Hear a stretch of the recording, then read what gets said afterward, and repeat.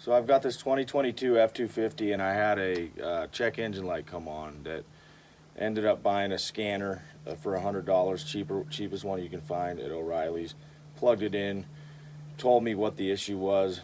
Bank one, sensor one. Apparently there's 3 of these NOX sensors, they're called, on diesels. On gas engines, they're oxygen sensors. And so this is the one that's closest to the engine. I went and bought this from Ford, the parts department, $189 for this. And even if I had wanted to take it to a mechanic, which I don't, I want to do it myself. I've done all the work on this thing so far. They're, a month out. So this needs to get done. I don't know how.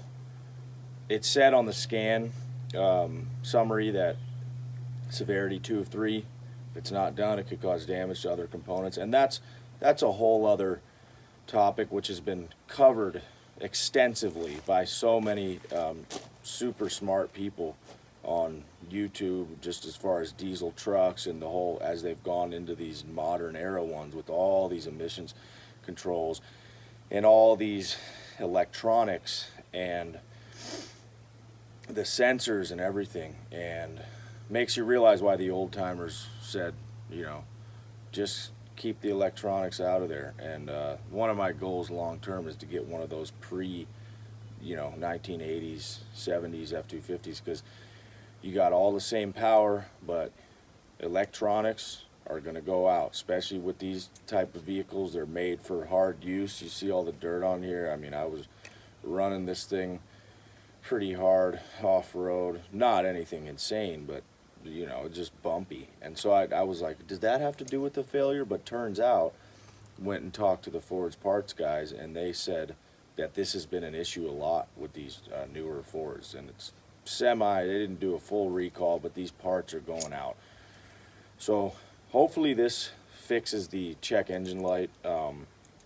Pretty straightforward. A wrench, basically, some sockets to disconnect the batteries, obviously 2 batteries on a diesel, and disconnect the negative first, then the positive. And they also told me you might want to heat up the thread on the old one because they're locked in there. You can actually see, it's hard to see, there's this white on here. It's kind of looks like a thread sealer that might hold the thing in there once it's in. So anyway, and they also said you could cut this, and so you could put a socket right on top of it and get it off. So this is my first time doing this replacement, and we're gonna get it in there and see if it fixes the check engine light. Also, there's these little pieces. I actually made this. I had a piece of steel that I bought, and I made this little indentation with a grinder because I didn't have the tool. It's almost like a V-shaped tool, like a Y, and it's used for those little plastic components that was part of the air filter assembly. And then I also saw them again down here, and I was going to cut this. I don't need to. It fits right in. It'll work.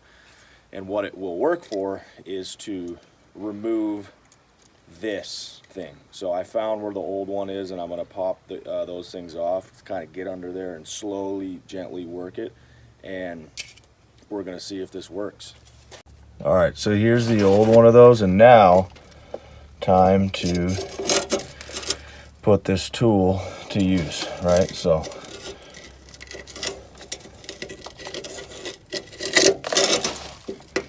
all that dirt.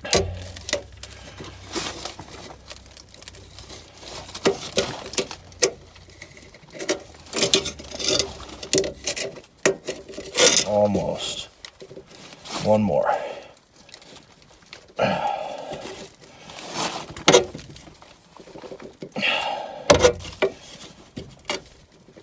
Almost. All right, and now we're gonna do from another angle, do that other one once this is off, which it now is. Okay, so that's off, and then go and do the same thing on the one up there.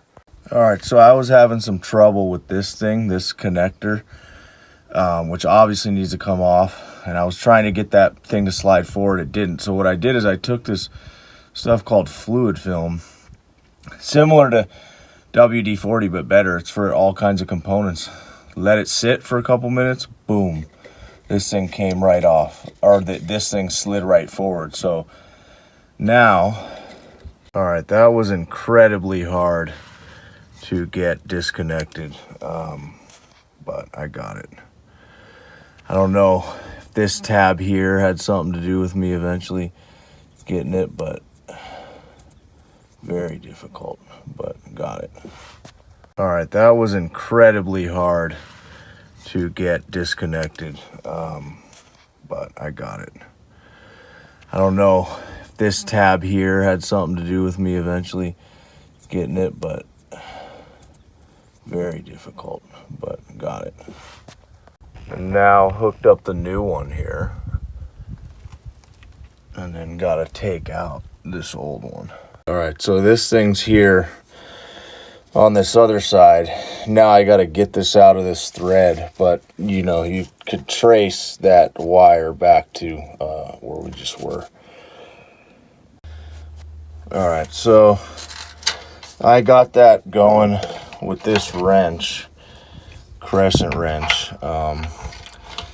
It actually wasn't as hard as I thought. I actually took a lighter right here and heated it up, and it took some elbow grease, but that was nowhere near as hard as that other thing. So I think I'm just gonna cut this now, and it'll be easier to unscrew. All right, so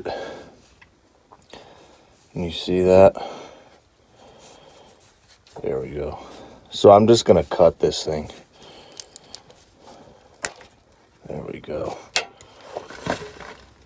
All right, so now I'm gonna run this, right, our new thread, over that same way, over the frame here, right? So there it is, coming through up here. Excuse me, right there. And then I'm gonna keep running it this way. So it's hard to see down here, but basically over that exhaust right there. Right, so now we've got this old one, the cut end, and our new one hanging over, ready to be installed.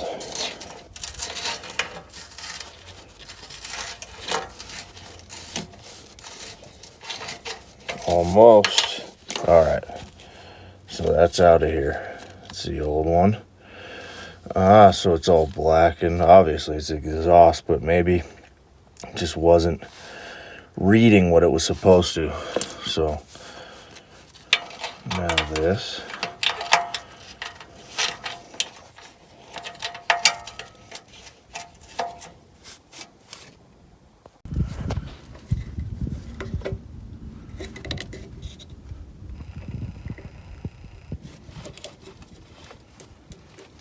Right, so now we don't need that.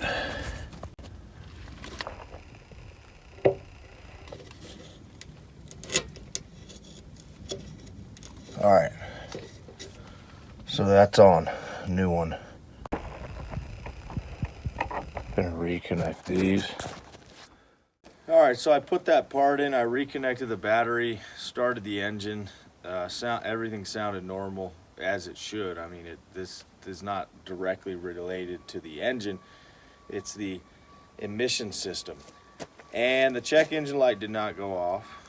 Plugged in the scanner, it said the exact same thing as it did before. So it remains to be seen whether that light goes off or not, but we'll get to the bottom of it eventually.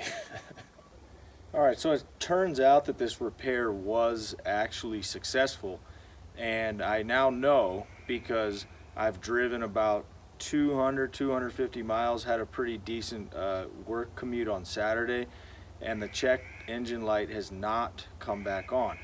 And this is after I cleared it with the scanner, and before, when I would clear it, it would come on again at about 60 miles of driving. So that was the moment of truth, at about 60 miles. Now another way I could have done it would be to leave the check engine light on, and in about 200 miles more or less, it will clear it and the check engine light will go off. But I chose to immediately, well, not immediately, but I drove a few miles and I said, check engine light's still on. I'm going to clear this with the scanner. So everything is good with the truck now.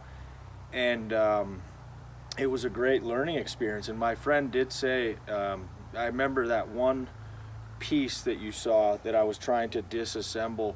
I didn't show it because I had to have two hands on it, but it took me, I mean, it was unbelievable how hard it was to get off.